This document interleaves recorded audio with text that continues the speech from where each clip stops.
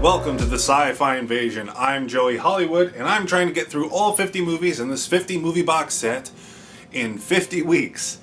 The movie I watched today was Rocket Attack U.S.A. from 1961. This is also going to be a shorter video than some of my other ones, just simply for the fact that I don't have much to say about it. Just like the last movie, it's not really a science fiction movie in the sense of what you think of when you think of science fiction. It's more of a political spy thriller more than anything else. The science fiction element is that there are rockets in it, and these rockets are they're basically they're nuclear missiles.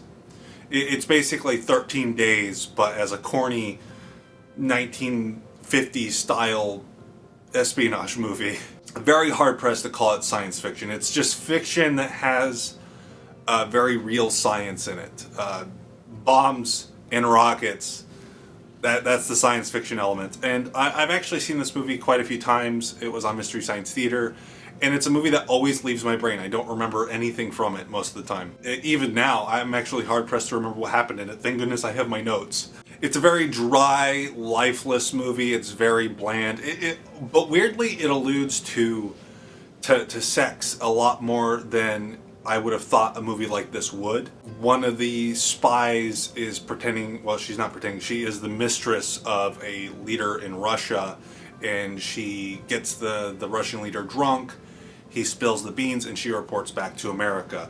Very science fiction-y, I know. And there's a whole subplot where one of the male agents is sent over there and he starts falling in love with her, but he has to stay in the closet while she's doing it with this guy. It's very odd. It's very like I could picture that in a more like modern movie, like 80s and up, or even the 70s for that matter.